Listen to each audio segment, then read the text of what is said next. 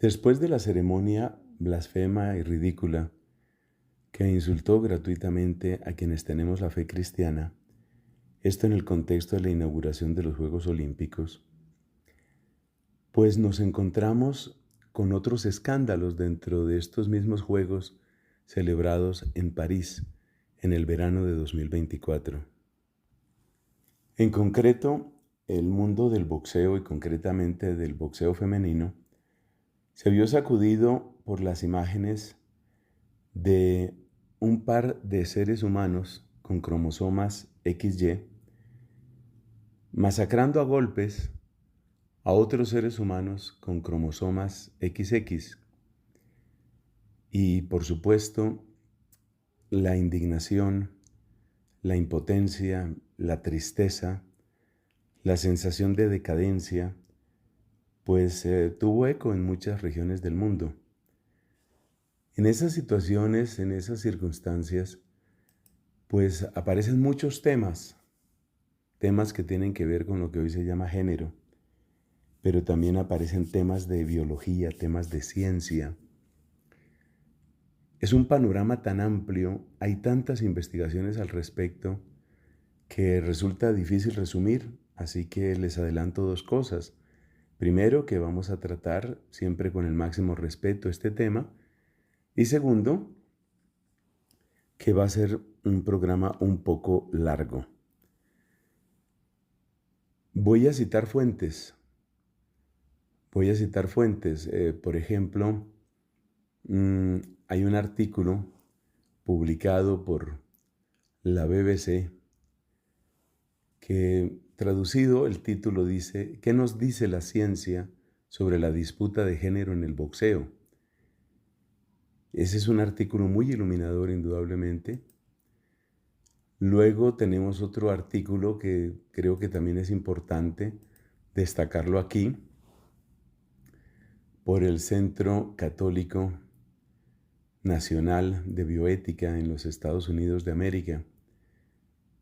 Es un centro fundado en 1972 y hay un artículo bien interesante de un sacerdote, Tad Pakolsik, probablemente estoy pronunciando mal su nombre. Él es doctorado en neurociencia en la Universidad de Yale, hizo un trabajo postdoctoral en Harvard y actualmente es sacerdote en la diócesis de Fall River. Entonces, yo voy a citar muy ampliamente, de hecho voy a leer, no es mi costumbre, pero voy a leer trozos generosos, tanto del artículo de la BBC, que me parece que es muy importante porque no entra en disputas religiosas ni que este es un problema de católicos o un problema de cristianos, sino que se remite a la ciencia. Y las cifras que nos da y los datos que nos da son bien interesantes.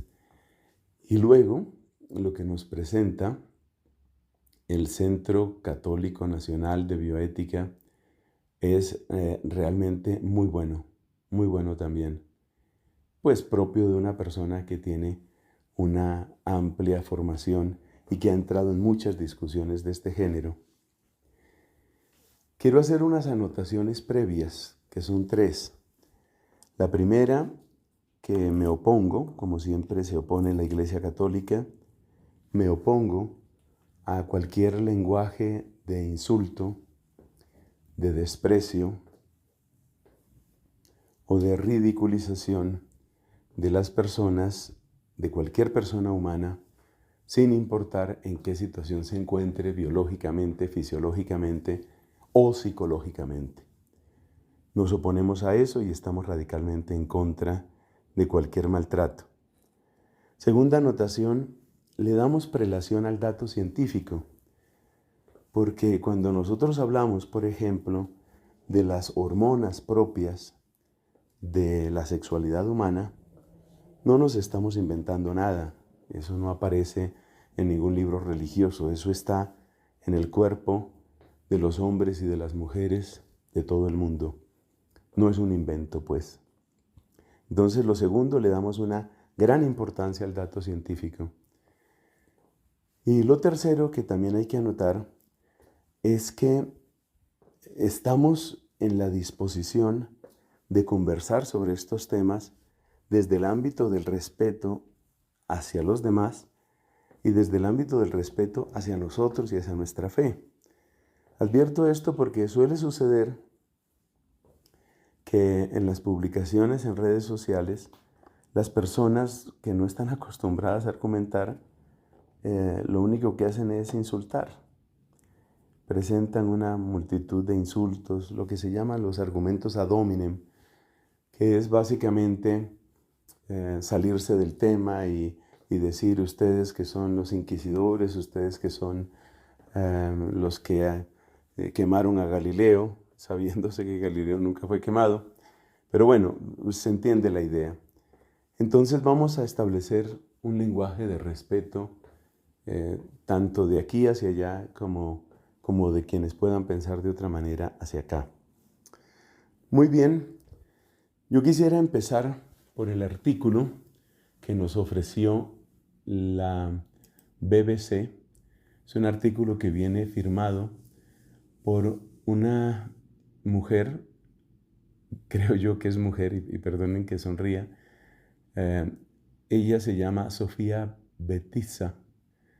Sofía Betisa, el artículo fue publicado hace menos de una semana, es decir, este es un artículo que proviene más o menos del 6 de agosto, 5 de agosto. Voy a mirar aquí, porque lo tengo acá.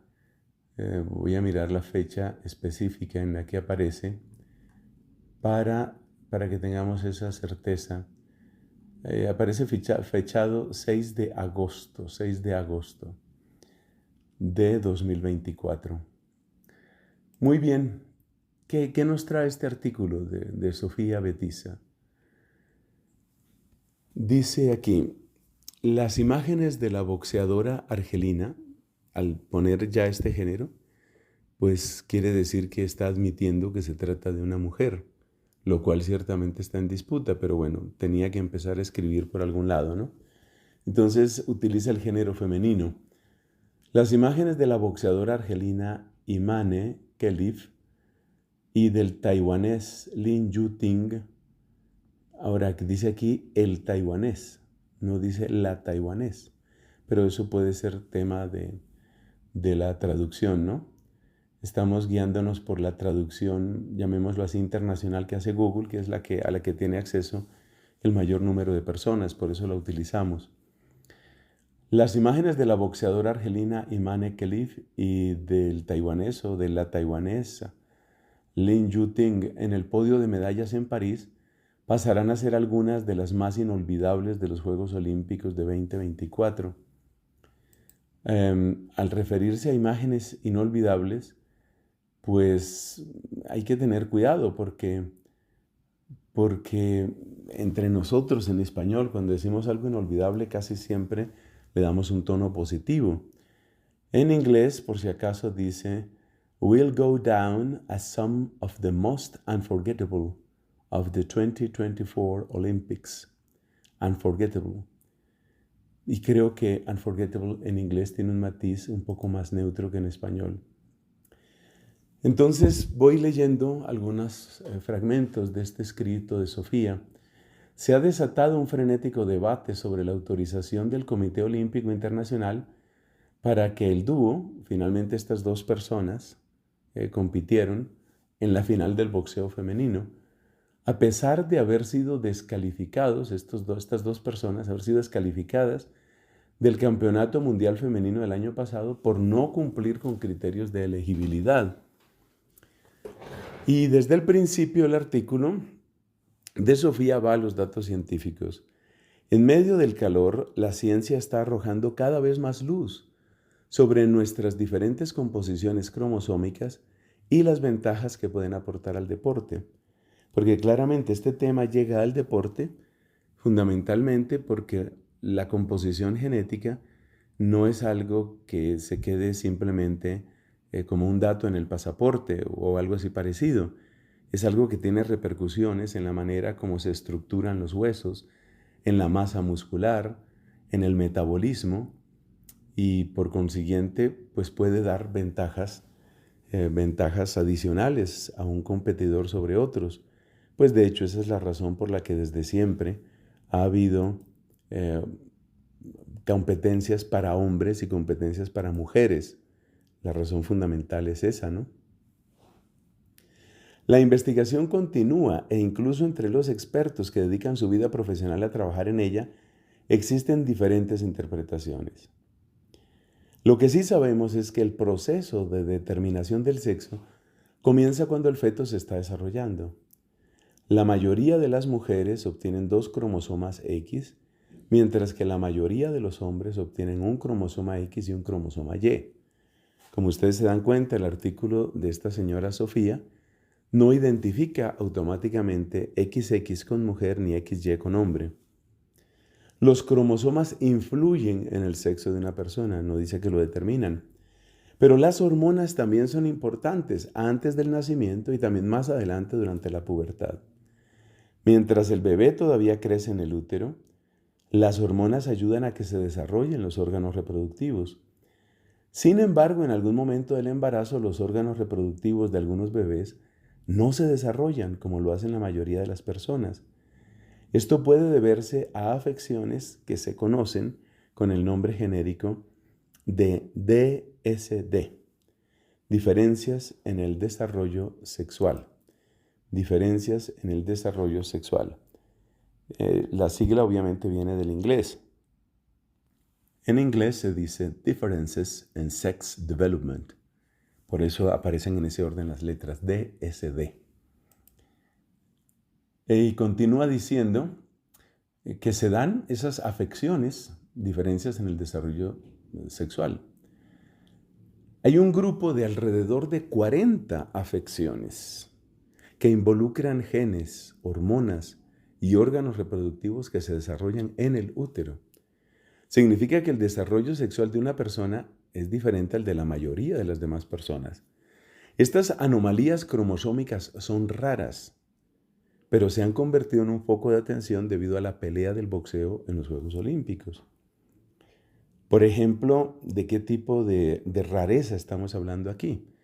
Estamos hablando de, por ejemplo, que una de estas afecciones puede darse en una persona dentro de 15,000.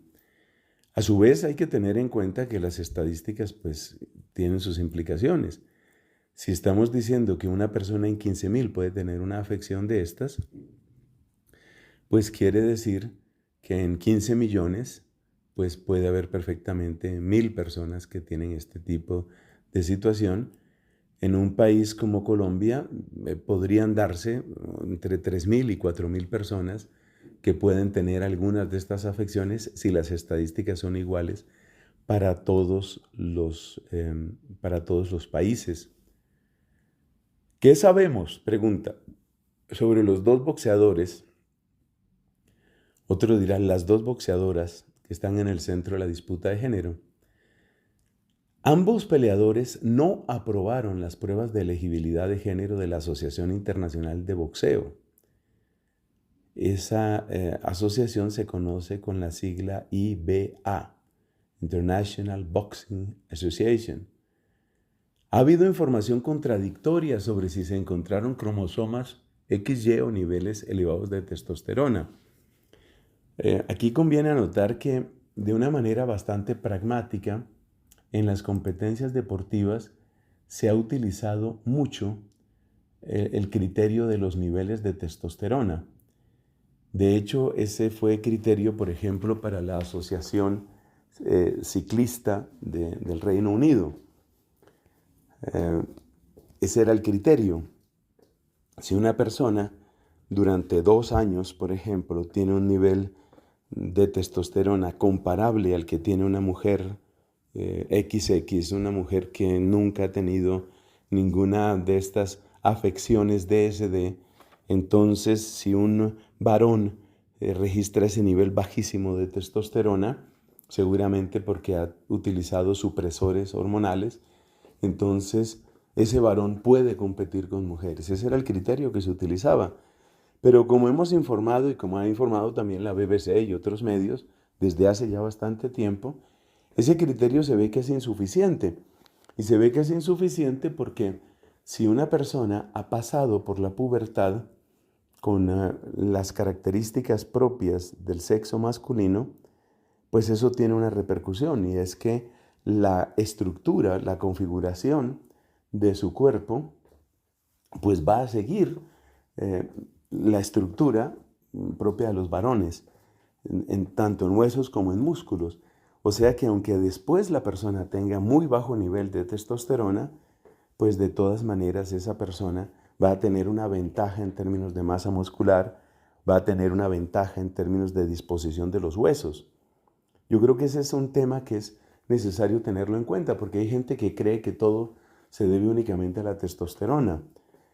Por ejemplo, piense usted, que es algo que hemos comentado en otras oportunidades, piense usted en el ángulo que forma el fémur con respecto a la cadera y al resto del cuerpo en las mujeres y el ángulo que forma el fémur en el cuerpo típico del varón.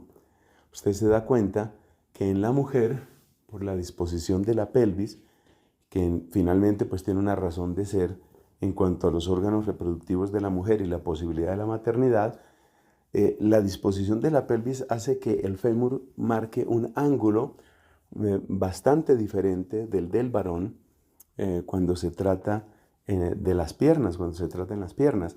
Y eso quiere decir que la manera de distribuir el esfuerzo muscular, por ejemplo, en una mujer que está practicando ciclismo, es distinto. De hecho, es más exigente para la mujer porque ella está trabajando en un ángulo diferente del ángulo propio del varón.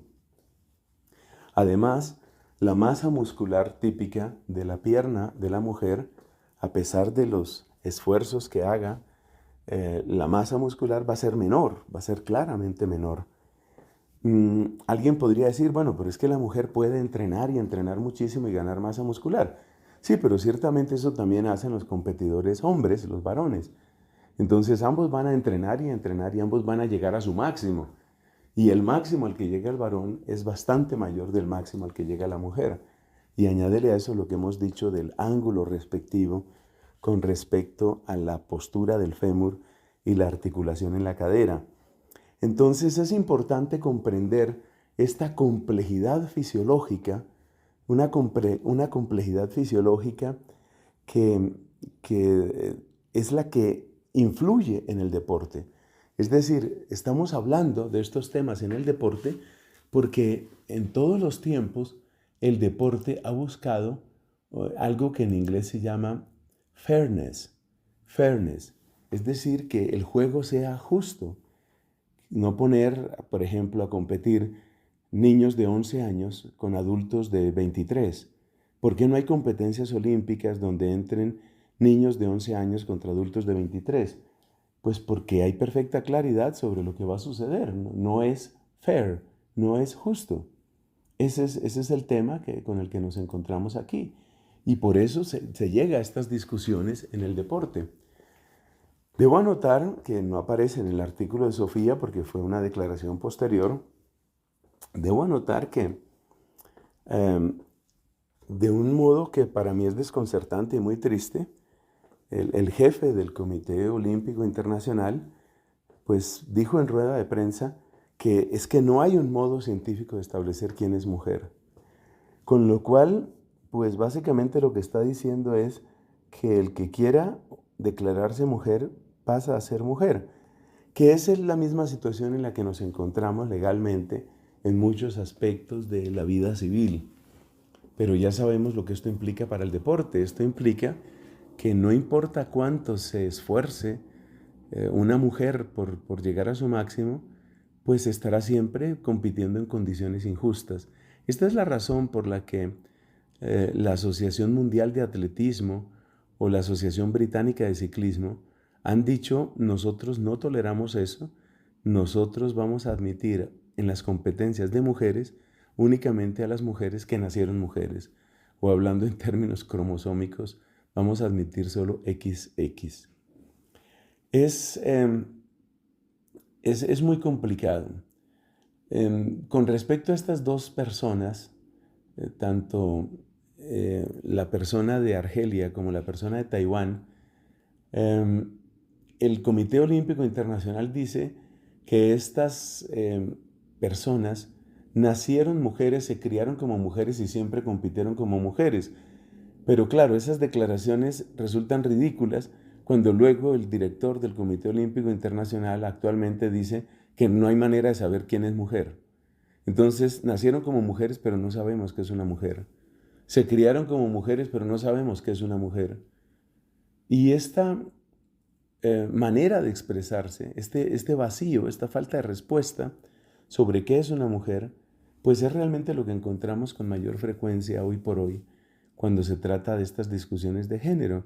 Seguramente ustedes han visto videos en los que se presentan discusiones en el Congreso de los Estados Unidos de América y le preguntan a algunas de estas senadoras o senadores, sobre todo mujeres, senadoras que van u otras personas con autoridad en agencias de los Estados Unidos y les preguntan así abiertamente, ¿qué es una mujer? Y nunca responden.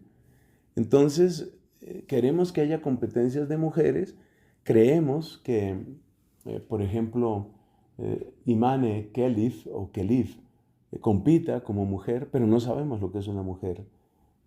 Por favor, algo como eso pues solo puede ser tratado como ridículo.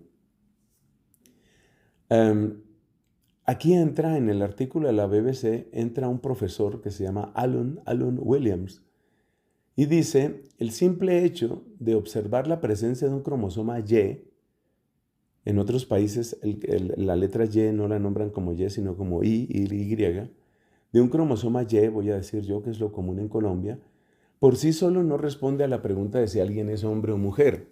O sea que el señor Williams le está dando la razón a lo que dice el Comité Olímpico Internacional en cabeza de su director. Dice, obviamente es un marcador muy bueno ya que la mayoría de las personas con un cromosoma Y son hombres, pero no es un indicador perfecto. Para algunas personas con DSD, el cromosoma Y no es un cromosoma Y masculino típico completamente formado. Es posible que le falte algo de material genético, que esté dañado o se haya intercambiado con el cromosoma X según la variación. Estas son parte de las afecciones de las que hablábamos antes, de las cerca de 40 afecciones, y es precisamente lo que hace que el tema pues siga siendo discutido. Cuando se trata de ser hombre o mujer, lo que suele ser crucial es un gen específico llamado SRY, que significa región determinante del sexo del cromosoma Y.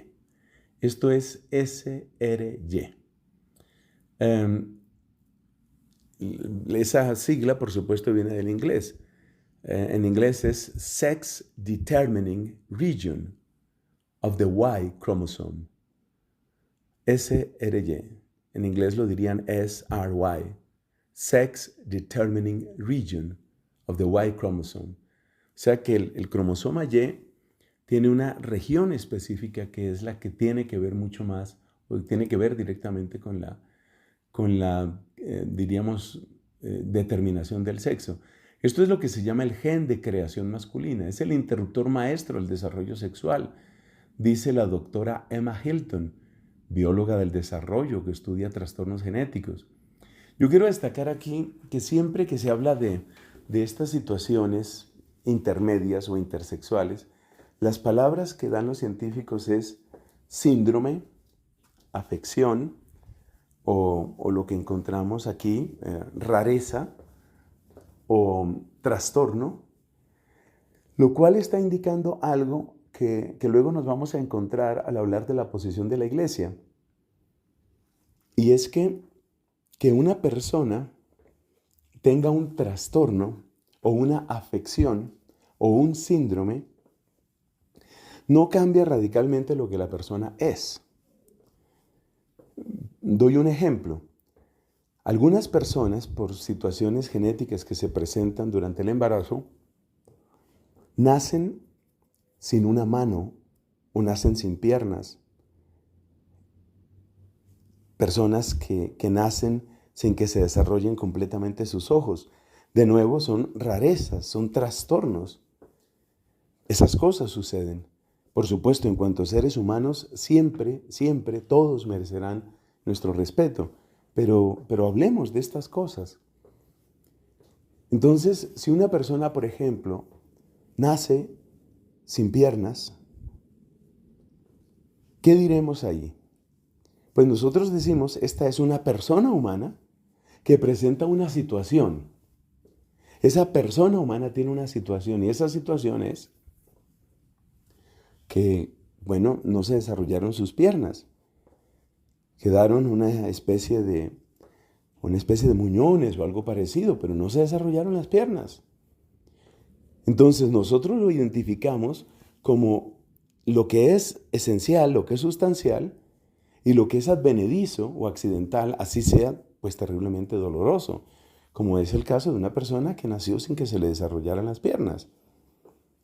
Entonces nosotros distinguimos y decimos, hay una situación esencial, hay unas características esenciales, y luego pueden darse afecciones, pueden darse síndromes, pueden darse trastornos, pueden darse rarezas, que esas son las palabras que utiliza la ciencia, no las utilizo yo, no es un invento mío, no es un invento de la iglesia.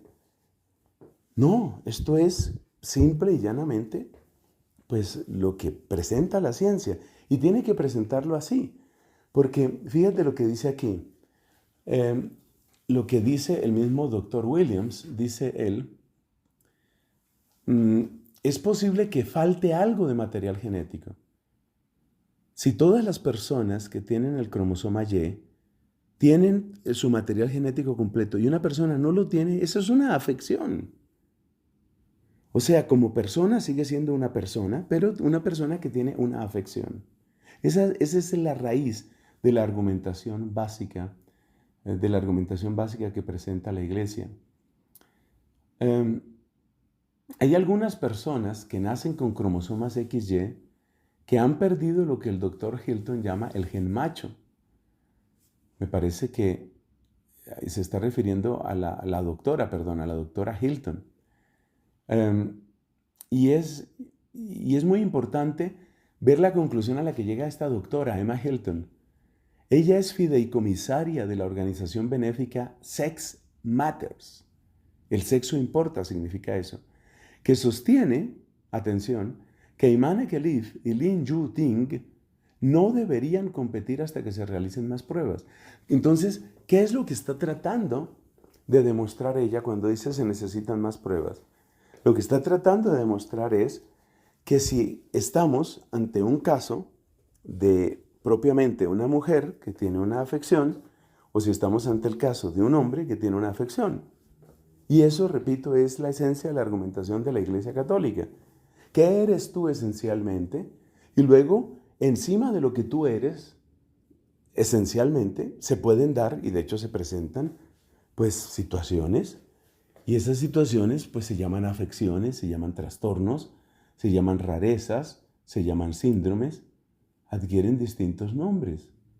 Entonces, pues eso hay que tenerlo en cuenta, porque ese es el origen de la argumentación que presenta la Iglesia.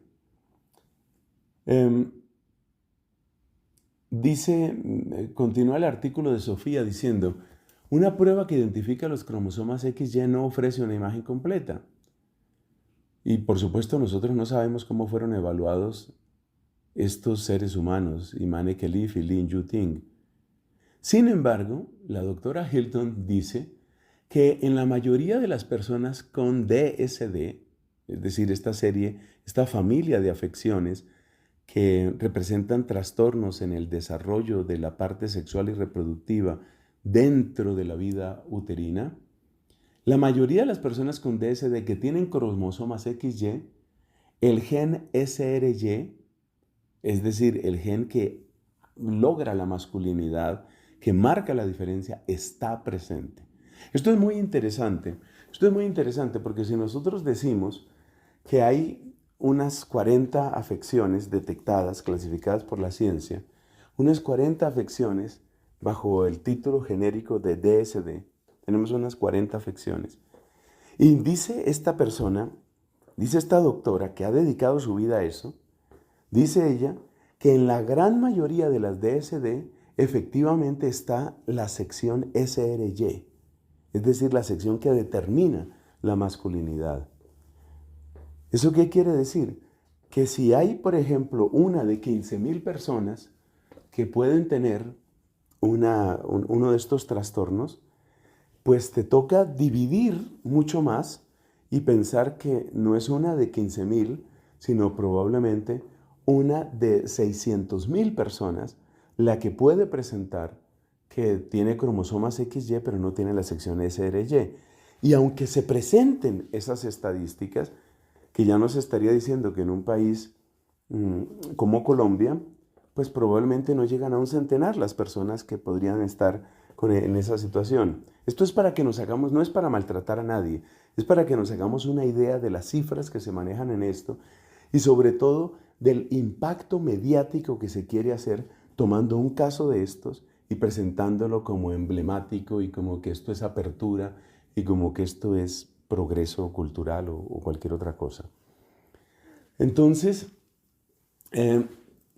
mira lo que dice ella. Si está ese gen SRY, estas personas suelen tener testículos que están dentro del cuerpo. Muchas veces ocupan el lugar que en las mujeres tienen los ovarios. Y cuando llegan a la pubertad empiezan a producir testosterona, que es lo que sustenta la ventaja masculina en los deportes. Esa es la conclusión a la que llegan. El ejemplo más famoso es Caster Semenya, doble medallista de oro olímpico y 3 veces campeón o campeona mundial de más de 800 metros. Y entonces, pues resulta que esta persona tenía el gen SRY. Entonces, ¿qué tan justo es poner a competir a una persona de estas características, ponerla a competir con mujeres? Son cifras que debemos tener en cuenta. El artículo es bien interesante, yo lo voy a dejar referenciado, por supuesto, junto con este video, y ustedes lo pueden leer completo. Pero mira que el mismo profesor Alan Williams, mira lo que dice. Le viene esta pregunta: ¿las personas con diferencias de desarrollo sexual tienen una ventaja injusta en el deporte? La respuesta corta es que no hay datos suficientes, siempre son muy prudentes, ¿no? Pero mira las palabras textuales de Alan Williams. No me sorprendería que algunas personas con un tipo de DSD tuvieran alguna ventaja física sobre las mujeres. O sea, él sigue hablando de hombres y de mujeres. Y yo quiero que tengamos en cuenta esto para la parte de lo que viene después, ¿no? Es decir, lo que afirma la iglesia. Vamos a leer aquí, en su lengua original. Dice Alan Williams, "It wouldn't surprise me if some people with a type of DSD had some physical advantage over women." Son las palabras textuales. Those advantages could include larger muscle mass, as well as bigger and longer bones and larger organs, such as lungs and heart. Traducido, esas ventajas pueden incluir mayor masa muscular después de entrenamiento y de todo. O sea, ¿cuál es el tope al que puede llegar una mujer? ¿Cuál es el tope al que puede llegar un hombre con DSD? Those advantages, esas ventajas podrían incluir mayor masa muscular, huesos más grandes y más largos y, otro factor que no hemos contado antes, órganos más voluminosos, tales como pulmones o corazón. Entonces, si una persona puede procesar mayor cantidad de oxígeno, eso da una ventaja injusta. Dice también que pueden tener niveles más altos de hemoglobina en la sangre. Suele suceder que los hombres, los varones, tenemos más hemoglobina en la sangre. De nuevo, esto es una ventaja que conduce a un mejor suministro de oxígeno. Algunas personas con algunos tipos de DSD podrían tener ventajas en algunos o todos esos elementos. Dice la señora Sofía, la que escribe para la BBC, que este hombre piensa que su opinión es representativa de la opinión de los expertos en su campo. Entonces, yo creo que hay mucho que decir acá, Mm, pero hay otra autoridad que se menciona, el doctor Heffernan. Dice, el doctor Heffernan dice que no hay suficientes atletas conocidos y estudiados con DSD para llegar a una conclusión científica válida. Cree que el Comité Olímpico Internacional, de nuevo, son muy prudentes, son políticamente correctos, acuérdate, esto es la BBC, pero dice, él cree, se atreve a decir Heffernan, cree que el Comité Olímpico Internacional no basa sus criterios de elegibilidad en la mejor ciencia posible, disponible. Esto es preocupante. El COI, el Comité Olímpico Internacional, parte del supuesto de que no existe ninguna ventaja, pero no hay pruebas directas de ello, ni de que exista una ventaja en el rendimiento de los atletas con DSD únicamente debido a sus variaciones genéticas. Entonces, hay mucho que adelantar en esto. Yo creo que podemos cerrar un poco lo que propone, lo que dice la doctora, lo que dice este artículo con unas palabras más de la doctora Emma Hilton. Dice, una prueba de sexo integral tendría que incluir la parte genética, incluyendo la búsqueda de cromosoma Y y del gen SRY, examinar cuál es la historia hormonal de la persona, no únicamente las hormonas del último año, de los últimos 2 años, y luego la capacidad de respuesta del cuerpo a hormonas como la testosterona, porque eso también cambia. No todos los cuerpos reaccionan del mismo modo. La conclusión de este artículo es, la ciencia aún no es capaz de ofrecer una visión definitiva sobre cómo se debe clasificar a las personas con diferentes composiciones cromosómicas a efectos del deporte de élite. Para aquellos que se pasan la vida tratando de encontrarle sentido a la ciencia, su esperanza es que esta última disputa impulse una investigación muy necesaria. Bueno, eso es lo que aparece en ese artículo. Quiero destacar un poco de, estas ya son conclusiones personales mías, quiero destacar lo que ya he mencionado antes, ¿no? Quiero destacar en primer lugar cómo se presenta ese lenguaje que está indicando que hay algo sustancial, básico, de base, pues, es lo que quiero decir ahí, y algo, llamémoslo así, agregado o accidental. Tenemos esencialmente una condición y luego una serie de síndromes, de afecciones, de rarezas, de trastornos. Repito, no son palabras mías, ni las digo, jamás las digo en tono derogatorio, es una realidad. Segundo, que hay una gran preocupación en los científicos que tratan estos temas, hay una gran preocupación en términos de las ventajas que puede traer este elemento genético, que no es solamente genético, sino que ha marcado el desarrollo y que ha marcado también la constitución muscular, ósea, metabólica, orgánica. Me llamó mucho la atención eso de los órganos que son proporcionalmente más grandes, ¿no? Todo eso, pues, por supuesto que influye. El manejo de la hemoglobina. Y por último, pues mencionar que en la triste situación en la que nos encontramos es que no se está tomando la mejor ciencia posible, la mejor ciencia disponible, perdón, no se está utilizando la mejor ciencia disponible, sino que básicamente lo que se ha seguido es un criterio de lo que parece socialmente más aceptable. En la práctica, pues eso es lo que ha sucedido, ¿no? Quiero que nos vayamos ahora brevemente a un artículo publicado por la Santa Sede. Es un artículo muy importante. Fue publicado en el año 2019 por la Congregación para la Educación Católica y lleva por título Varón y mujer los creó. El subtítulo es Para una vía de diálogo sobre la cuestión del gender en la educación. Bueno, hay una serie de consideraciones muy interesantes ahí porque es que esta disputa no es únicamente por asuntos deportivos, aunque ya hemos dicho que es una frustración terrible para una mujer tener que enfrentarse a un varón y saber que va a perder.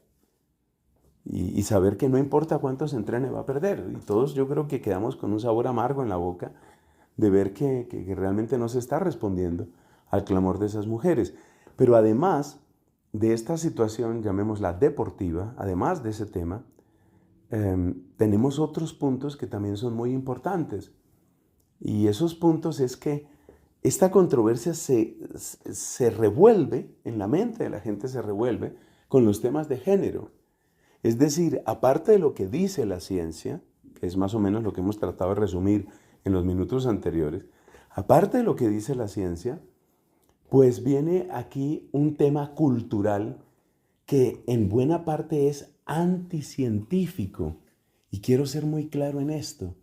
Hay una postura anticientífica, porque de hecho el presupuesto en la teoría de género, que en realidad la podemos llamar ideología de género, es que el sexo no importa y que el género es una construcción social y que por consiguiente, como el género es una construcción social, entonces nosotros podemos prescindir completamente de lo que diga la ciencia. Fíjate que esto es interesante, ver cómo la ciencia, pues de hecho, tiene una dirección que no respalda lo que sucedió en los Juegos Olímpicos de París. La ciencia tiene una dirección, pero lo impresionante es que esa dirección es completamente despreciada por los que trabajan en gender theory o en ideología de género, es completamente despreciada. Es decir, no tiene ningún valor, no tiene ningún valor. Esto es algo que yo creo que tiene que llamarnos la atención, porque muchas personas tienen la idea de que es más avanzado ser mente abierta frente a estos temas de género, ser muy abiertos de mente, pero resulta que para abrirse a la ideología de género hay que cerrarse al dato científico. Atención a eso. Entonces, ¿en qué quedamos? Al fin se supone que valoramos mucho la ciencia, pero luego nos damos cuenta que cuando no sirve la ciencia a ciertos intereses culturales o a ciertas agendas políticas, entonces la ciencia ya no importa. Y eso es lo que denuncia, eso es específicamente lo que denuncia en varios puntos este documento del año 2019 emanado por el Vaticano, como ya dije, por la Congregación para la Educación Católica. Y viene de ese sector de la educación católica, viene de ahí, pues básicamente porque resulta que estos son los temas que están tratando desesperadamente de llegar a las mentes de los niños. Ahí tenemos el tema de estos hombres que se maquillan y disfrazan de mujeres y tienen una ansia tremenda de estar con niños, los drag queens, ¿no? Quieren estar ahí, estar ahí. Y uno tiene que preguntarse por qué. Y es bueno saber que todo lo que tiene que ver con drag queens y todo lo que tiene que ver con esta teoría de género, pues parte de cancelar las opiniones de la ciencia y las afirmaciones de la ciencia. En el número 34, por ejemplo, de este documento, leemos palabras que por lo menos a mí me parecen supremamente inspiradas, ¿no? E inspiradoras. Es necesario reiterar la raíz metafísica de la diferencia sexual. Estoy leyendo, es textual.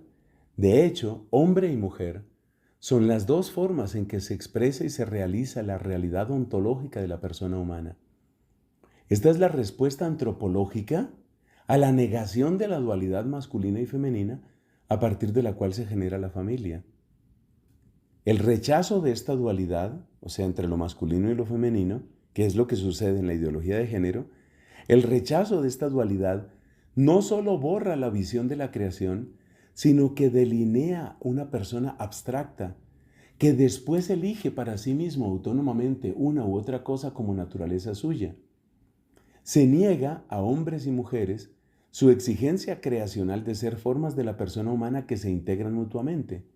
Ahora bien, si no existe la dualidad de hombre y mujer como dato de la creación, entonces tampoco existe la familia como realidad preestablecida por la creación.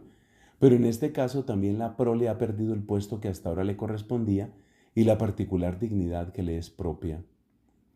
Estas últimas palabras son una cita textual de un discurso a la Curia Romana el 21 de diciembre de 2012 por el Papa Benedicto XVI. Entonces, quería hacer esa anotación con respecto a lo que dicen, con respecto a lo que enseña la Iglesia, que básicamente lo que hace es tomar el dato científico y decir, mira, básicamente lo que tenemos son hombres y tenemos mujeres a los que pueden sucederles distintos tipos de afecciones, trastornos, síndromes, rarezas. Pueden pasar muchas cosas, pero básicamente lo que tenemos es esto. Y quiero referirme ahora al artículo del padre Tadeusz Pakolsik, artículo que prometí que íbamos a mencionar. Reitero, es doctorado en neurociencia en Yale y con trabajo postdoctoral en Harvard. De nuevo, pues tomamos una traducción, el artículo original está en inglés. En raras ocasiones, dice, los bebés pueden nacer con genitales ambiguos y los padres y los médicos pueden no estar seguros de si el recién nacido es un niño o una niña. Y conectando con lo que hemos dicho antes de la ciencia, dice, si bien las pruebas de cromosomas sexuales son siempre parte del diagnóstico de estos casos, es posible que la genética por sí sola no siempre cuente toda la historia. En su mayor parte, leo un poco más adelante, nuestro sexo genético XX femenino o XY masculino sirve como la mejor guía para determinar el verdadero sexo de un individuo, aunque en situaciones raras, incluso los propios cromosomas sexuales pueden tener anomalías. Por ejemplo, cuando alguien nace con el síndrome de Klinefelter, que tiene 3 cromosomas XXY, se desarrolla no solo como un hombre debido a la presencia del cromosoma Y y su influencia productora de testosterona, sino también como un hombre feminizado debido a las influencias del cromosoma X. Cuando están en juego, del cromosoma X adicional, cuando están en juego fuertes influencias hormonales, como en otro trastorno llamado síndrome androgenital congénito, una mujer XX genéticamente normal puede tener una mayor producción de testosterona por parte de sus glándulas suprarrenales, lo que resulta en el desarrollo de genitales externos parecidos a los masculinos, aunque también tenga ovarios, vagina, útero. Si bien el término intersexual se utiliza a veces para describir situaciones en las que un individuo tiene una anatomía genital no estándar, normalmente tiene una gama más amplia de resultados. Algunos han argumentado que una persona tiene que nacer con tejido ovárico y testicular para ser considerada intersexual. Pero, y esto es muy interesante en el artículo del padre Tadeusz, intersexual es un término impreciso que puede describir una variedad de situaciones en las que una persona nace con una anatomía reproductiva interna o externa que no está de acuerdo con las expectativas típicas de feminidad o masculinidad. A veces se sugiere que los individuos intersexuales de hecho no son ni hombres ni mujeres, sino fluidos, maleables, bisexuales, con una identidad sexual que reside en algún lugar entre lo masculino y lo femenino. Esto es lo típico de la teoría de género. Este tipo de explicación es insostenible. Los seres humanos, junto con la mayoría de los demás miembros del reino animal, están marcados por un dimorfismo sexual indestructible, o dos formas, es decir, masculino y femenino. Cuando surgen problemas en el desarrollo de una de estas formas, esto no constituye una nueva tercera forma, o peor aún, un espectro infinito de formas sexuales diferentes. En cambio, las situaciones intersexuales representan casos en los que una persona es hombre o mujer, pero tiene factores fisiológicos confusos que le hacen parecer o sentir como si fuera del sexo opuesto, tal vez incluso de ambos sexos. En otras palabras, el sexo subyacente, lo que hemos venido hablando, ¿no? El sexo subyacente permanece, aunque la psicología o el género que experimentan puedan ser discordantes. Dicho de otra manera, los individuos llamados intersexuales pueden verse alejados de su constitución sexual, masculina o femenina intrínseca, por diversas diferencias anatómicas en sus cuerpos y por fuerzas o impulsos fisiológicos internos opuestos. Bueno, sigue dando otra serie de distinciones, pero hacia el final va llegando a esta conclusión. Si bien la masculinidad intrínseca o la feminidad intrínseca de un recién nacido puede ser difícil de evaluar en ciertos casos intersexuales más complicados, el punto sigue siendo que existe una constitución sexual intrínseca o subyacente. Esta es la postura científica y católica.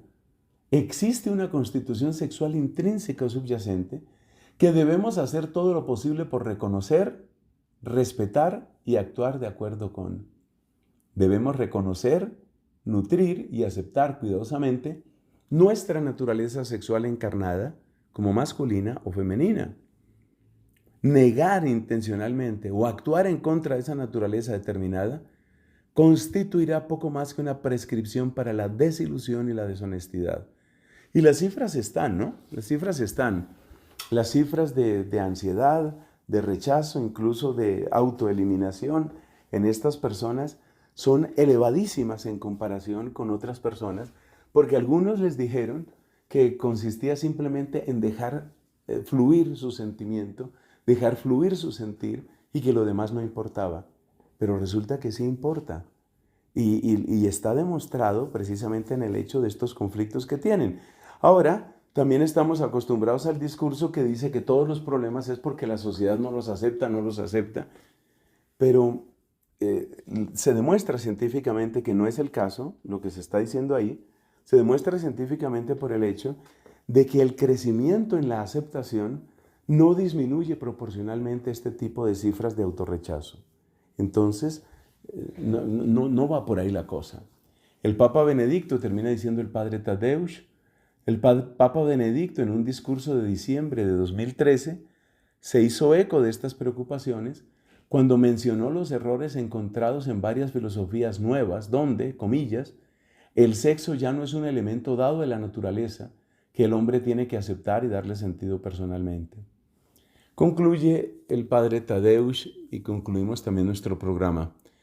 Vivir de manera ordenada, con una masculinidad o feminidad ordenada, es ciertamente uno de los grandes desafíos de nuestro tiempo y solo podemos emprender esta importante tarea insistiendo en la correspondencia de nuestras mentes con la realidad. Insistiendo en la correspondencia de nuestras mentes con la realidad, especialmente con la realidad profundamente inscrita de nuestra encarnación única como hombre o mujer. Creo que son palabras sabias que, repito, tienen una base muy, muy profunda en la antropología, en la filosofía y en la ciencia. Que haya quienes descartan la ciencia de entrada, ese ya es otro tema. Nosotros no tenemos ningún tipo de rechazo a esas personas, pero no cabe duda de que hay algunas personas que rechazan la verdad, incluso la verdad científica, sin otro motivo, sino que no conviene a sus gustos o no conviene a sus preferencias, a sus opciones políticas.